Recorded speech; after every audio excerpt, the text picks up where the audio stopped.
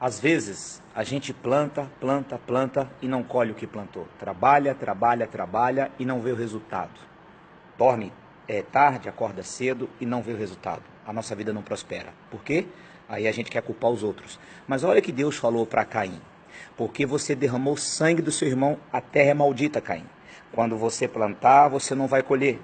E olha o que a Bíblia diz em 1ª carta de João 3,15. Aquele que fala mal do seu irmão é homicida e não tem nele a vida eterna, não tem nele a bênção de Deus. Sabe, muitas pessoas têm cometido esse pecado, o pecado do Lashon Hará, que nada mais significa língua maligna, língua do diabo. O judeu, eles evitam esse pecado porque o primeiro que cometeu esse pecado foi Lúcifer, falando mal de Deus. Miriam pegou lepra porque falou mal de Moisés. José passou por toda aquela luta que ele passou, porque ele falou mal dos irmãos para o pai dele. Saul perdeu a batalha porque falou mal de Davi para as pessoas. Então o pecado do Lashon Hará é um pecado muito evitado pelos judeus. E você pode ver, você não vai encontrar no mundo afora um judeu miserável. Você não vai encontrar um judeu falido, você vai encontrar um judeu abençoado. Por quê? Porque eles plantam e eles colhem. Tudo que eles fazem tem a bênção. Mas nós também temos a bênção. A Bíblia diz que quem é de Jesus é herdeiro das bênçãos de Abraão. Então, qual o problema? Qual a diferença do judeu para mim? É porque ele respeita uma palavra que eu não respeito. E ele colhe por respeitar, e eu não colho por respeitar. Por exemplo, um rabino que ia da igreja à casa dele, no meio do caminho tinha uma quitanda, e ele pegava com o dono da quitanda, ele combinou, vou te pagar 30 maçãs no final do mês, mas eu pego uma por dia. Quando eu vim do almoço, eu pego e vou. E tudo bem. Um funcionário da quitanda não sabia de nada, era membro da sinagoga do rabino, só viu o rabino pegar a maçã. E aí falou com a mulher dele, ó, o rabino tá roubando maçã.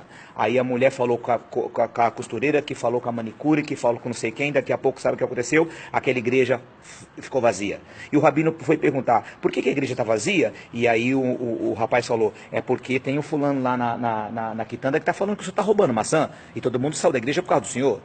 E aí o rabino chamou o rapaz, você não sabe do meu combinado? Não, não sei, o que eu faço para reparar o meu pecado do Lashon Hará? O rabino falou assim, você vai pegar um travesseiro de pena, vai no penhasco muito alto, quando bater o vento, solta para que as penas voem. E ele fez isso, voltou com o saco vazio, e agora, rabino?